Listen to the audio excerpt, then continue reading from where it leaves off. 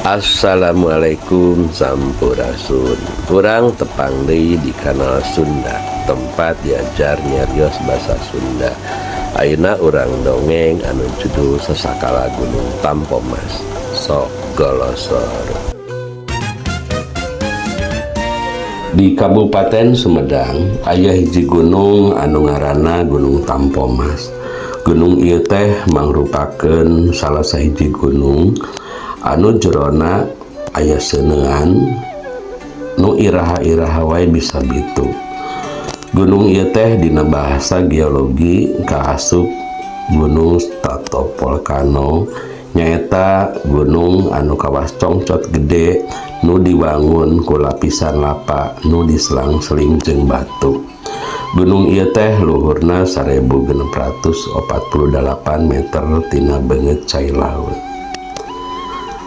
Gunung Tampomas dikurilingan ku wewengkon 5 kacamatan, nyaeta Kacamatan Buah II, Paseh, Congeang, Cimalaka, jeung Tanjung Kerta.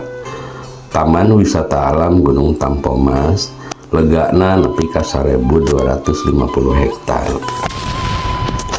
Di zaman baheula, zaman Kerajaan Sumedang, aya hiji gunung anu haritamah katelahna Gunung Gede. Gunung ieu teh marungrupa salah sahiji kabeungaran alam anu di leuweungna aya kahirupan rupa-rupa sasatoan jeung rupa-rupa tutuwuhan. Di belah kaler mancer cai panas anu bisa nyageurkeun rupa-rupa panyakit. Dina hiji poe Gunung Gede teh ngadadak ngaluarkeun haseup bodas tina ponclotna. Haseupna nyababkeun sasatoan kabur ka mana-mana. Teu lila ti harita disabudeureun Gunung Gede teh karasa taneuh oyag ku lini. Gunungna terus bitu. Sorana kacida tarikna nepi ka kadenge kasabudeureun Karajaan Sumedang.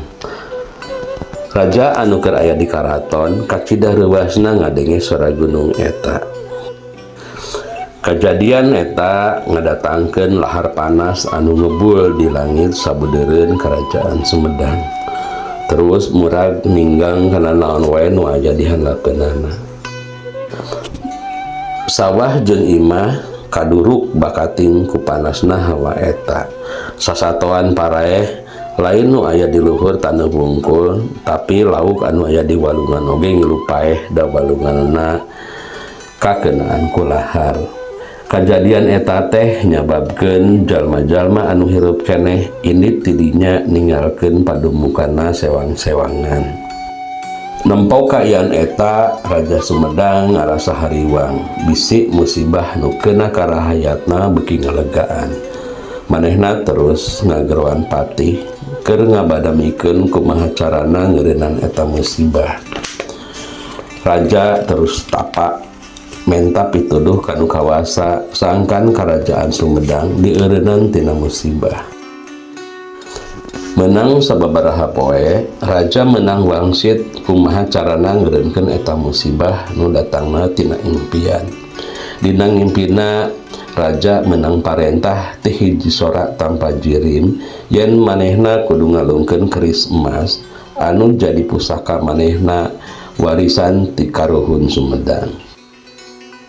Kulantaran ngarasa hariwang bisi aya itu ieu ka raja anu geus sababaraha poe teu kaluar tina patapaanana, patih ngawani-wanikeun maneh asup kana patapaan raja. Kasampak raja keur ngagoler kapaehan. Terus kumanehna dipangku kaluar. Nempo kaayaan eta patih terus neangan jelema anu sakti nu weruh sadurung winara keur nyageurkeun eta raja. Sanggeus raja sadar, manehna nyaritakeun yen manehna kudu ngadatangan eta liang lahar, kudu ngalungkeun keris anu ku manehna dipusti-pusti keur ngeureunnan eta musibah. Sanggeus ngobrolkeun eta, raja nitah nyadiakeun kuda keur manehna ngalakonan tanggung jawab eta. Lalampahan eta teh hampir mustahil mun dilakonan ku jalma biasa. Tapi hati raja geus puleud rek tok pati jiwa raga keur ngabelaan rakyat Sumedang. Singkat cerita, Raja Indit make kuda nuju ke Gunung Gede. Sanggeus satekah polah nepi ka luhur gunung, raja nu pinuh ku kawanen ngadeukeutan lawang lahar anu sakitu panasna. Manehna terus ngalungkeun eta keris ka tengah-tengah kawah anu keur ngagolak. Dadak sakala ceung aneh bin ajaib, eta kawah anu tadina ngagolak ngadadak eureun. Hawa panas anu ngaheab ngadadak tiis. Ti saprak harita Gunung Gede teu ngaluarkeun deui lahar. Rakyat baralik deui kalembutna sewang-sewangan nepi ka ayeuna. Kulantaran keris emas raja geus dialungkeun, raja ayeuna geus teu boga deui keris emas. Nepi ka gunung eta dilandih jadi Gunung Tanpa Emas atawa disingkat Gunung Tampomas. Sakitu panginten sasakala Gunung Tampomas.